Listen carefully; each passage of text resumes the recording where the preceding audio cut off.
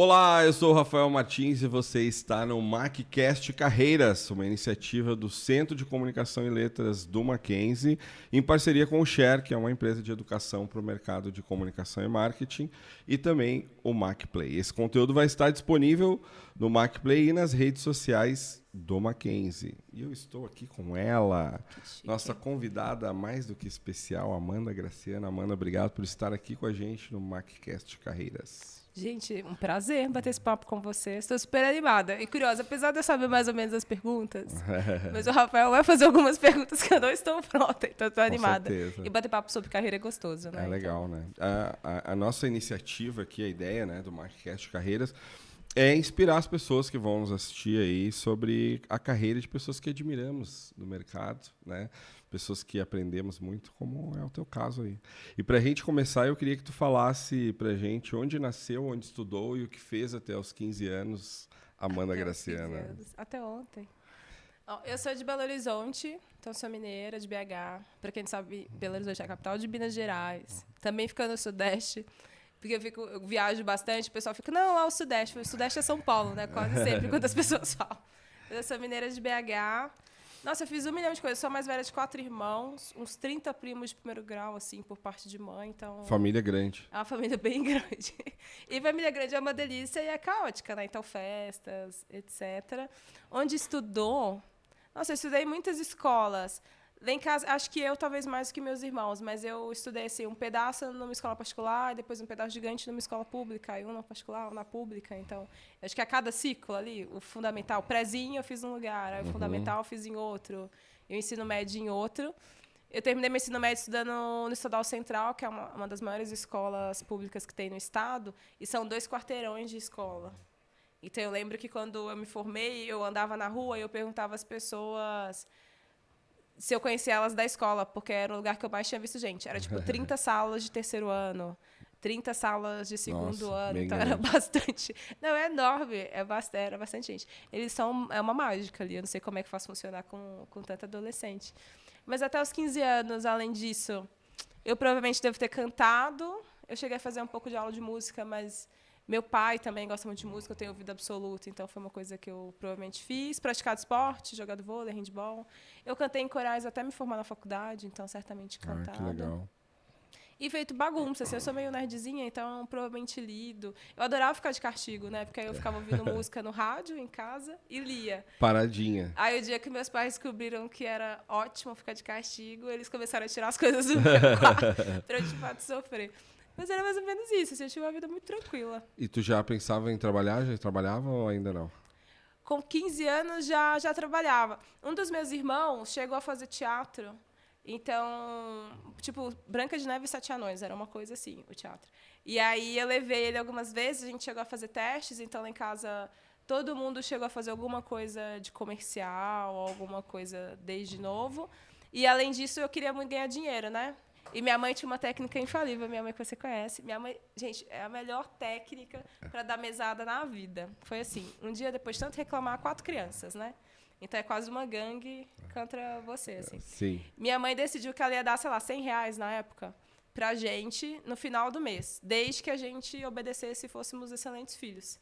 E aí tudo diminuía algum dinheiro. Então, não fez a cama, 50 centavos. Não lavou a louça, não sei o que lá. Não respondeu.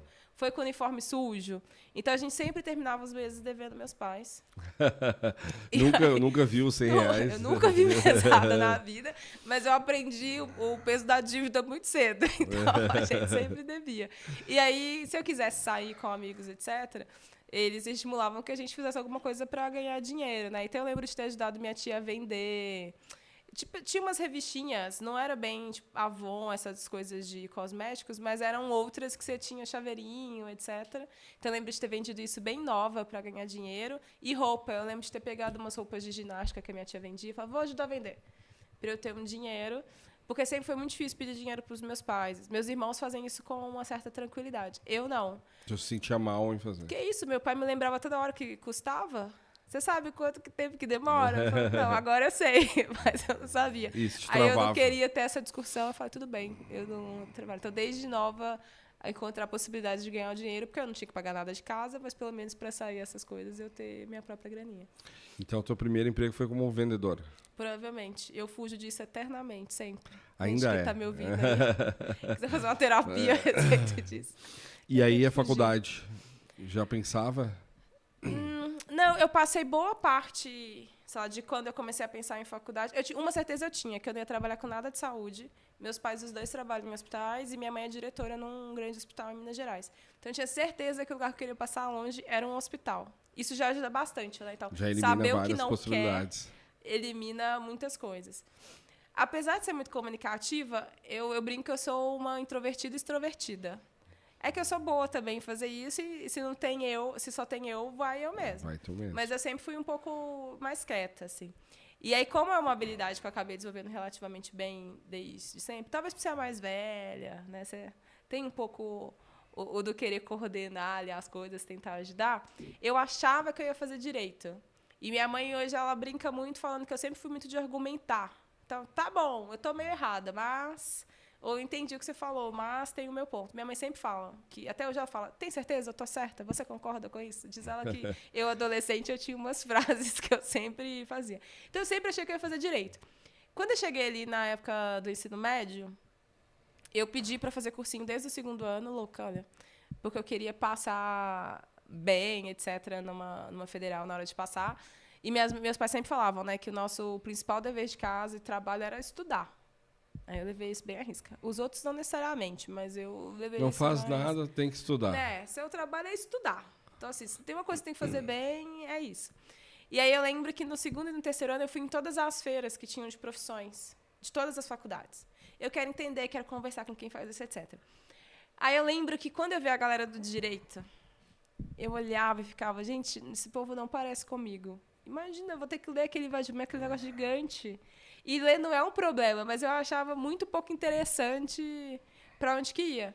E eu fiz parte de clube de debate, teve várias coisas que eu fui me enfiando, assim, quando eu era mais nova, para ver como é que era. Para conhecer as coisas, ver como é que era. Gente, o clube de debate é super legal. É tipo igual aos filmes mesmo, é super interessante. Mas eu não queria ter que estudar 5, 6 anos para fazer aquilo. Eu já fazia aquilo em casa, né? Já discutia, etc.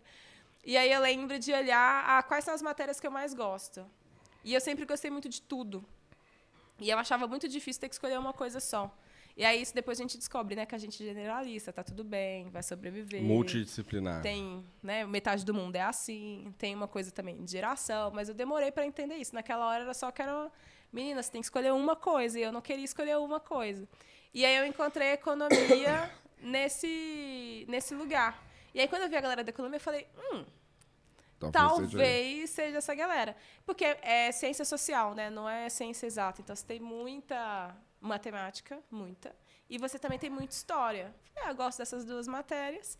O que foi relativamente tranquilo estudar depois para fazer o vestibular. Mas foi engraçado porque na escola pública que eu estudei o meu ensino médio, eles fizeram um teste, eu acho que não é mais assim, mas na minha época eles fizeram um teste bem parecido com as escolas americanas, que você tem uma grade básica e aí as pessoas têm grades diferentes. E aí a grade diferente era de acordo com a área que a gente escolhesse. Só que era assim, se você tinha nota boa, você escolhia. E se suas notas, a média era ruim, você ia para a área que você ia ter mais aulas da sua média ruim. O que dó, né? Porque o pessoal que é muito ruim em matemática tinha 6, 7 aulas de matemática por semana, assim. Só porque você é muito ruim, agora você fica bom. Física, essas coisas.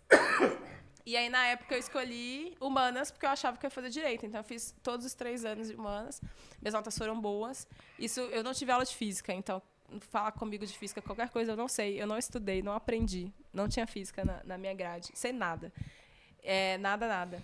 E aí, foi relativamente tranquilo, porque quando eu escolhi economia, para repor as coisas de cálculo, etc., a gente tinha também na escola. Então, foi um período bem interessante. Acho que isso acabou não funcionando, porque é ruim, né? Você penalizar, a pessoa já é ruim. Você coloca ela onde ela é ruim, ela vai continuar muito ruim. Eu acho que a lógica não tinha sido boa. E aí, eu escolhi fazer economia porque misturava as duas coisas que eu mais gostava.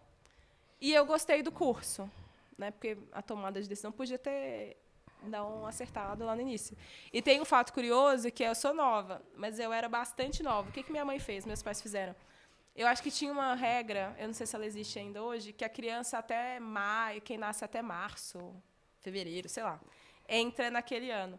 E os meus pais não tinham muito com quem deixar 4 filhos o dia inteiro. Então, todo mundo lá em casa entrou na escola antes. Então, eu entrei na faculdade aos 17 anos. Nossa, bem Aí eu nova. brinco, é bem nova.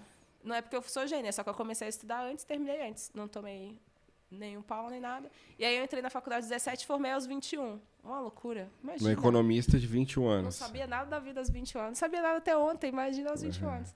Então eu me formei aos 21 anos. Gostei muito do curso e acabei... Mas tu trabalhou na área, estagiou?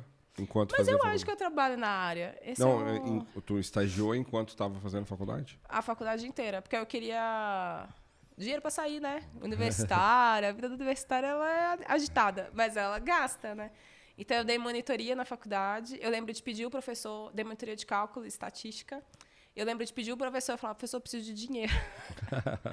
E não tem problema, tipo, eu sei, eu posso ensinar as pessoas, eu preciso de dinheiro. Eu dei monitoria à faculdade praticamente toda e eu fiz estágio em diversas áreas. Então, eu fiz em área financeira, fiz em área de estratégia, em área de planejamento. Trabalhei em diversos setores, assim, para eu tentar escolher o que eu gostava. Eu acabei escolhendo o que eu não gostava. Então, assim, tendo certeza que algumas coisas eu não queria fazer mais de 6 horas por dia, né? Que é quando você vai trabalhar, pode ser 8, pode ser mais. Normalmente é mais. Mas eu escolhi o que eu não gostava. E o que faz um economista? Bastante coisa. Eu acho que depende do segmento que ele trabalha, mas normalmente o economista é aquela pessoa que vai olhar para as estratégias, né, que estão sendo desenhadas. É muito comum a gente acreditar que eles estão só no mercado financeiro, então em bancos, etc. Que fala se o dólar, Um dólar economista, caiu, o dólar subiu e era isso. Caiu, subiu por causa de muitas coisas, né? Por causa da política, você tem um debate, ninguém sabe quem é um possível presidenciável, mas a gente não quer aquele presidente, etc. Ou o presidente do país briga com o presidente do Banco Central e o dólar está alto influencia. e a moeda está caindo, e isso influencia. Então, é quem olha para essas estratégias. O legal que eu gostei muito do curso, e isso me ajuda muito hoje, é que a gente... É que essa não é uma habilidade ensinada, tipo, tem a aula da habilidade, tá? Mas isso vai acontecendo ao longo do curso. É que a gente é sempre instigado a analisar o cenário das coisas e uma coisa está sempre estática. Então, vamos supor que esse copo vermelho não sai do lugar.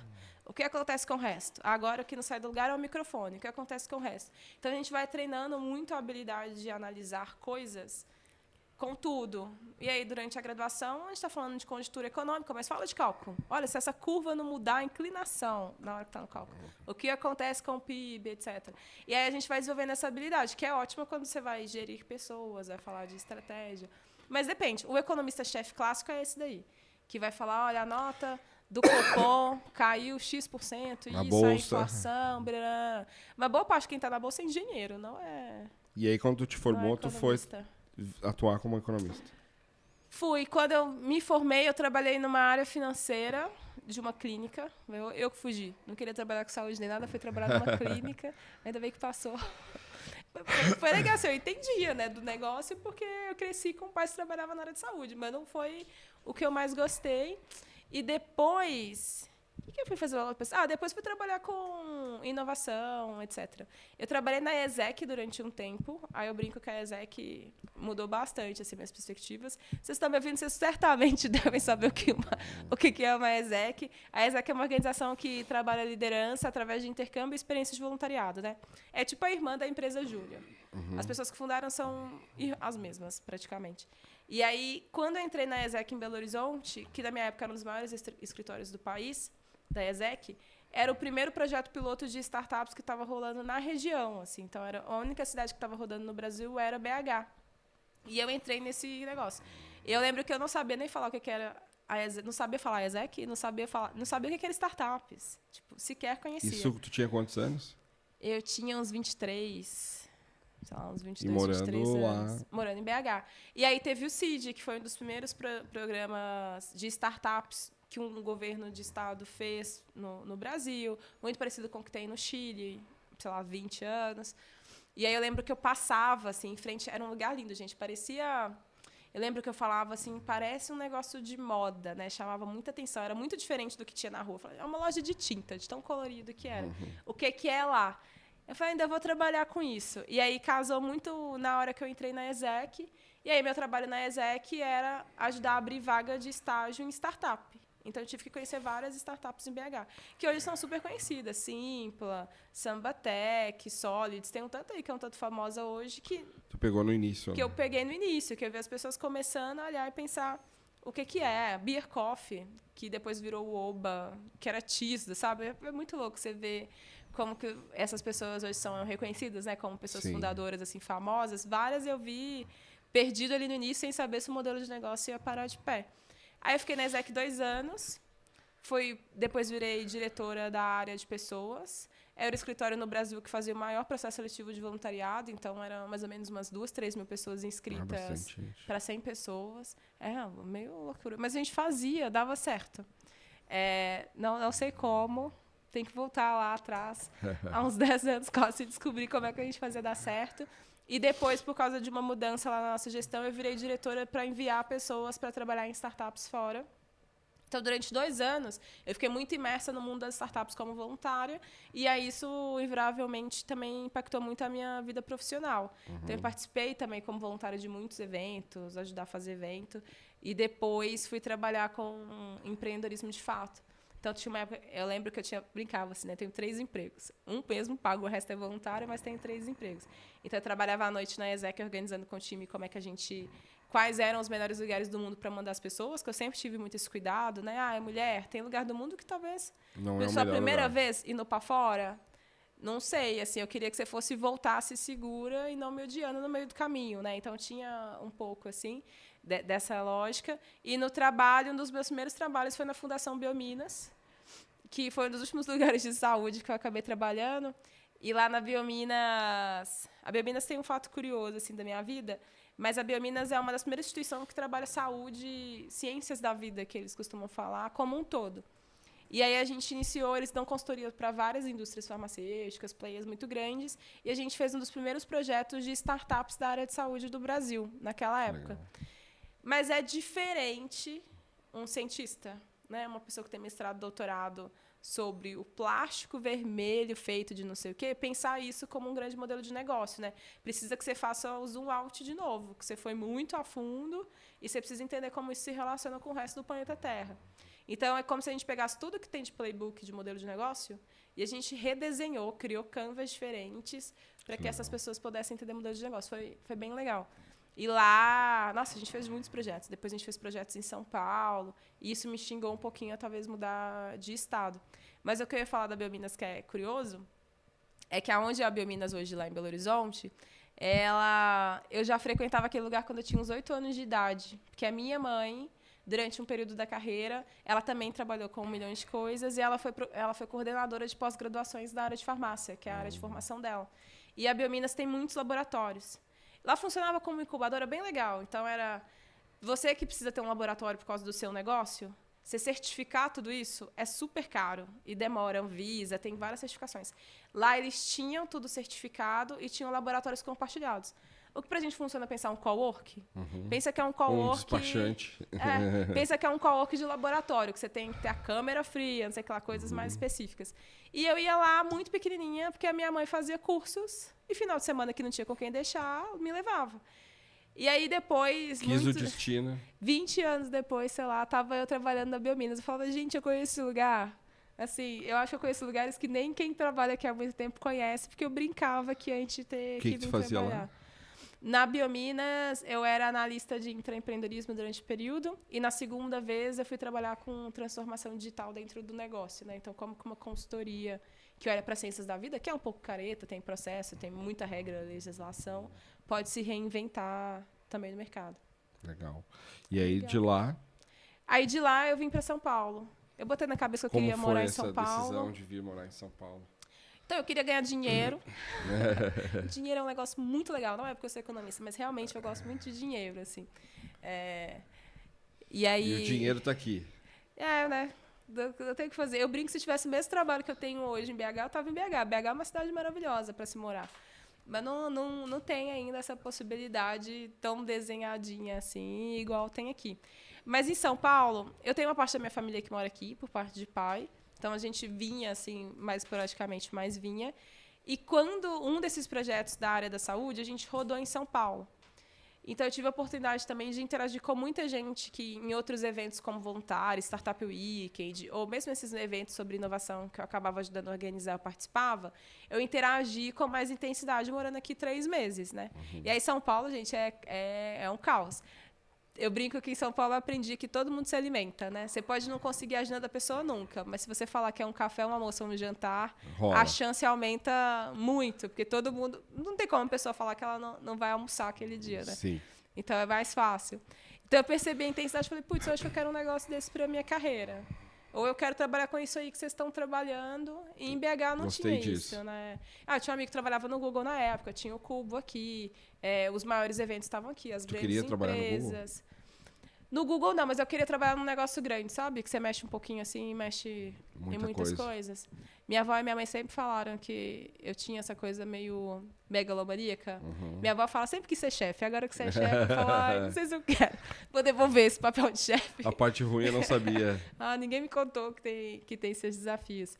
E aí eu vim pra cá querendo trabalhar com o que eu trabalhava lá. E aqui tinham mais aceleradoras. Eu estava bem nesse boom, começando o que o mercado hoje chama de inovação aberta. Tem mais estrutura, mais processo, mais metodologia para seguir.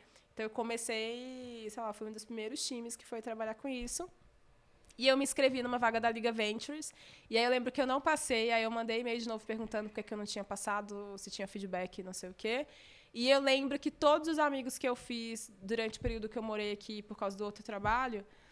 Gente, foi quase um Big Brother, porque morava eu, minha chefe, meus colegas de trabalho, todo mundo junto. Nossa. E a gente ficou muito amiga, todo mundo muito amigo até hoje. Mas eu lembro que era minha chefe, ela é workaholic até hoje. Se você tiver me ouvindo, você sabe que é você. Ela abria e falava, não, já mandei e-mail. Aí eu olhava para ela, às 9h da manhã, eu respondo seu e-mail, porque ainda não começou o trabalho. E aí eu lembro que, quando eu me inscrevi nas vagas em São Paulo, eu avisei todos os meus amigos de São Paulo. Olha, se te falarem de mim, fala bem de mim, tá? Se fulano perguntar, tô tentando isso, se você souber.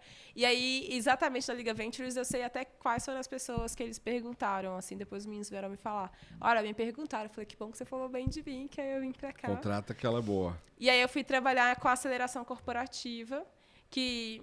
tentando ser bem simples assim, você tem um cliente grande, uma grande corporação, uma grande empresa, e ela tem alguns desafios que eles acreditavam que podiam ser resolvidos com startups. Desafio de marketing, sei lá, melhorar o meu CRM, entender melhor a minha logística, coisas assim, e que para você movimentar um time de uma grande empresa, você precisa de muitas pessoas para fazer isso. Mas talvez você plugando só uma solução de uma startup seja mais rápido. Não que não dê trabalho, mas isso pode ser um pouco mais rápido. E aí eu fui gestora desses projetos dos dois lados, né? Do lado da corporação e do lado da startup. Isso então, na Fischer ou ainda não? Isso na Liga. E aí na Liga eu tive a oportunidade de atender empresas super grandes, como a Gol, a Ferreiro, acompanhar projetos de Brinks, Mercedes. E aí sempre os projetos que eu toquei, o meu ponto de contato era geralmente o presidente da região ou um responsável. Eram pessoas bem sênior, sabe? O que no início foi assustador. Mas depois foi ótimo. Eu não tenho dúvida de que o fato de eu ter crescido muito profissionalmente tem a ver com isso, né? Então, eu acabei me formando muito nova, acho que isso tem um impacto também. Mas na Liga, dali para frente, eu sempre interagi muito com o C-Level das companhias. E aí, C-Level tem 20 minutos para te ouvir, né? Como é que você explica um projeto? Objetivo. Você ainda tem que fazer discovery, descobrir se o negócio vai funcionar, onde, e tem que ser objetivo. Mas foi muito legal. Fiquei uns 2 anos... na Liga. E aí foi quando eu vim para São Paulo. Não, vou mudar para São Paulo, vou trabalhar com isso. E aí ficou nítido. Eu espero que a gente não volte 100% para o mundo presencial igual era. Assim. Então, eu saía de casa às 6 da manhã, voltava às 6 da tarde, quando o cliente era em outra cidade, perto de São Paulo. Reunião presencial, todos os dias. E tu se acostumou fácil com a cultura de São Paulo? Sim, me acostumei. Mas eu não tenho uma vida corrida. Acho que essa... Porque é uma cidade que tem muitas coisas, né? Então, ela tem muitos estímulos.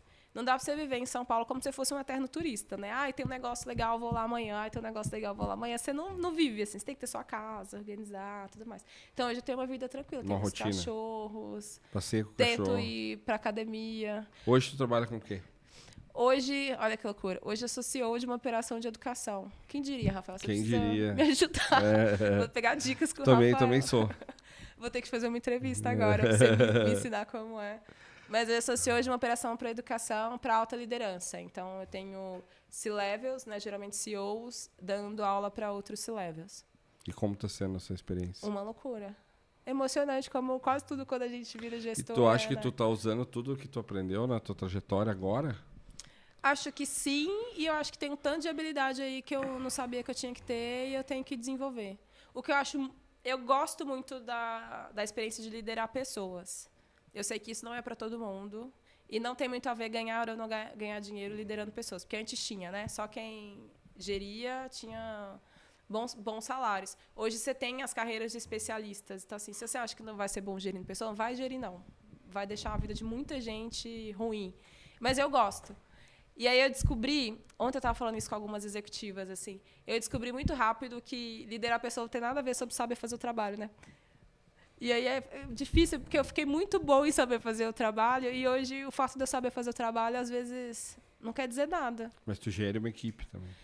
Uma equipe, às vezes eu preciso gerir também meus pares, né, meus sócios. Preciso que o negócio saia mais rápido, numa velocidade que eu preciso e que o business precisa, e não do que cada um acha, né? Então, acho que quando você vai subindo em alguns níveis, gerir para cima, eu sempre acho que é um desafio, ele é o mais interessante, né? Porque as pessoas, cada um dá prioridade para o negócio que quer.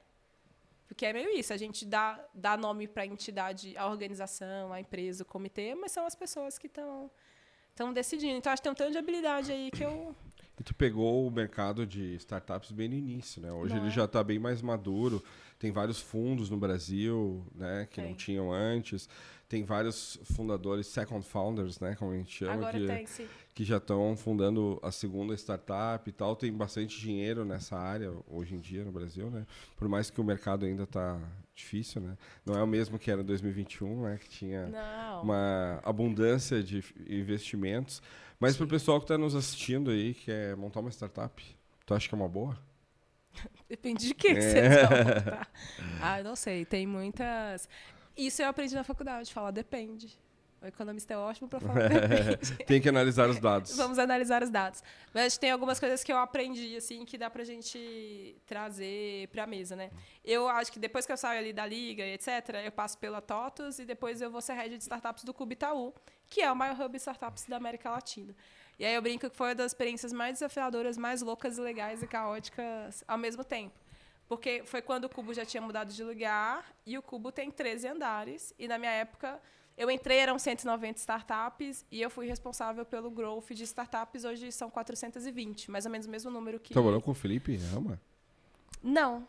Ele não tá trabalhei, ele tá lá agora, né? Não, acho que o Felipe entrou um pouquinho depois. Eu conheço o Felipe, mas ele tá... Gente boa. Ele é aquele time, esse projeto de ESG, esses negócios vão arrasar lá, tem coisas bem legais. E aí eu saí do Cubo, tinham 420 startups, então a gente mais que dobrou o número de startups no Hub. E aí eu devo ter avaliado umas 4.000 startups tranquilamente. Ouviu muito pitch. Nossa, sim. E dá para você descobrir, né, quem está mentindo, quem está falando a verdade, se esse número existe, se esse número é o número que a gente está sonhando, se tem mercado, não tem mercado. Então, acho que uma das primeiras coisas que a gente precisa fazer, e aí esse é um dado do CB Insights, né? Boa parte, que é uma desses sites e empresas de pesquisa sobre o mercado de inovação e startups. Uma das maiores coisas que um negócio morre, e aí nem é só uma startup, mas uma empresa morre, é que ela vende uma coisa para ninguém. Então, precisa existir uma demanda. Por mais que seja o meu sonho, nossa, eu sonhei com isso. Não tem product eu market acho fit. incrível. Ter só você como cliente vai ser ruim para o seu negócio. Pensa assim. Então, tem que ter outras pessoas querendo essa solução. Interessadas em dar dinheiro por isso. Precisa existir um mercado.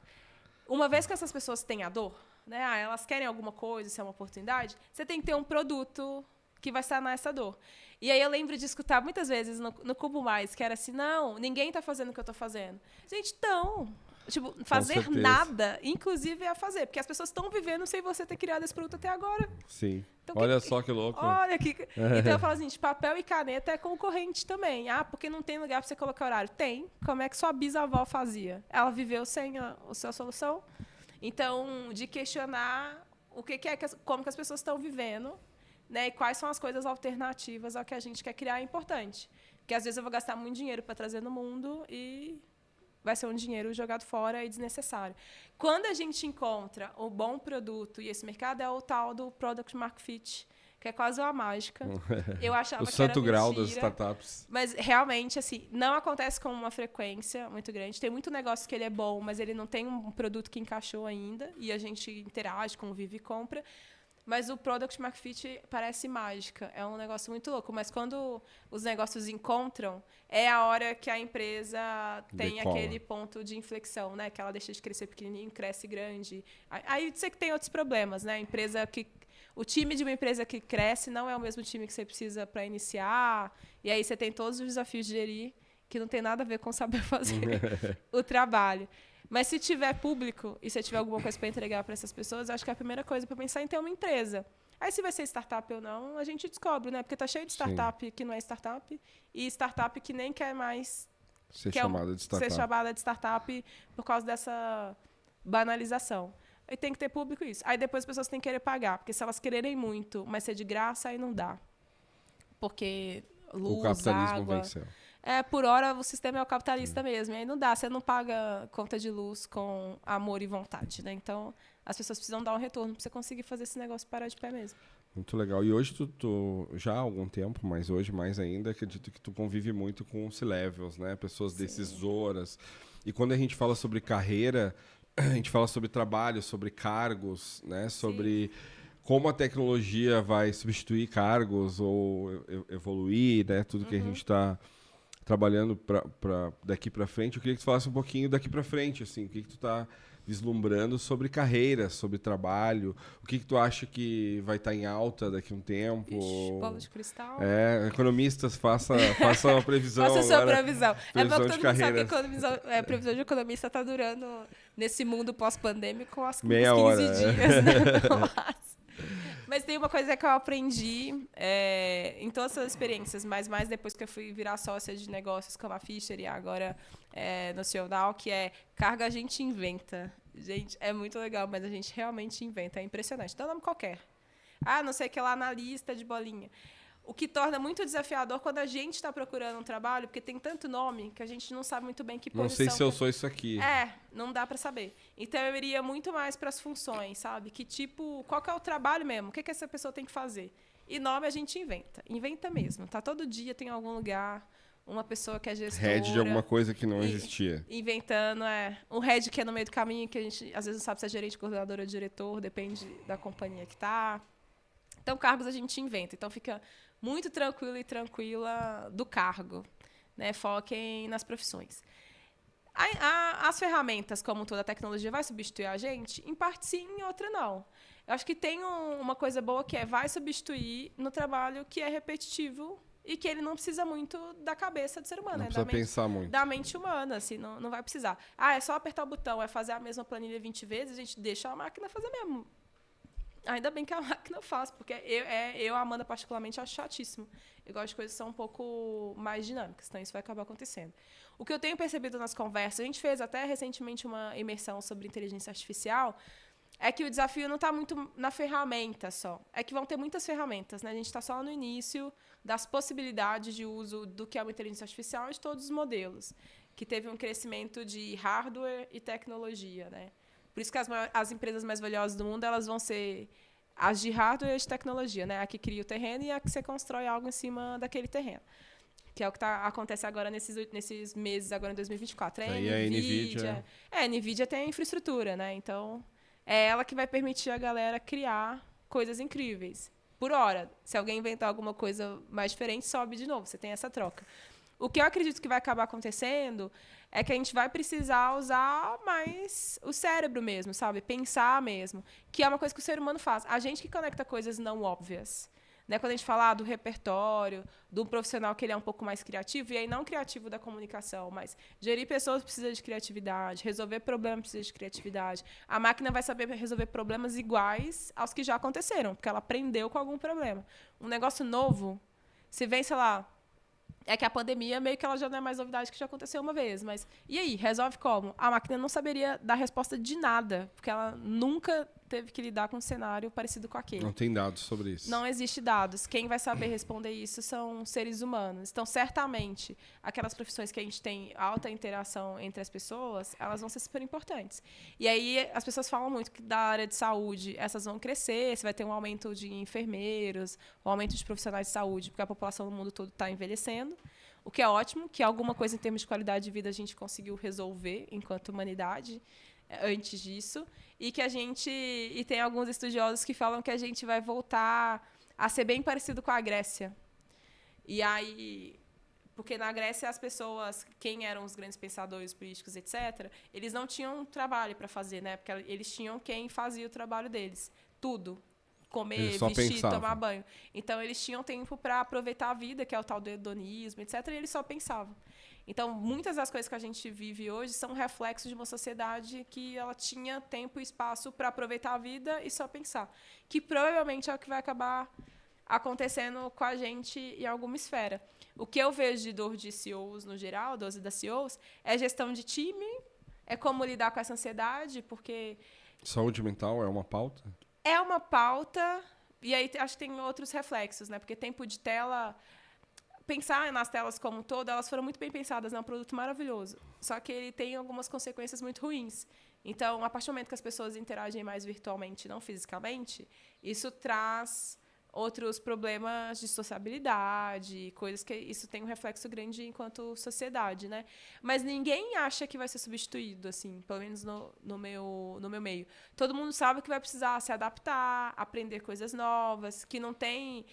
isso eu ouvi muito do Diego Barreto, do iFood. Ele fala assim, antes todo mundo era especialista em MBA, então eu fiz um MBA e por isso eu tenho a resposta.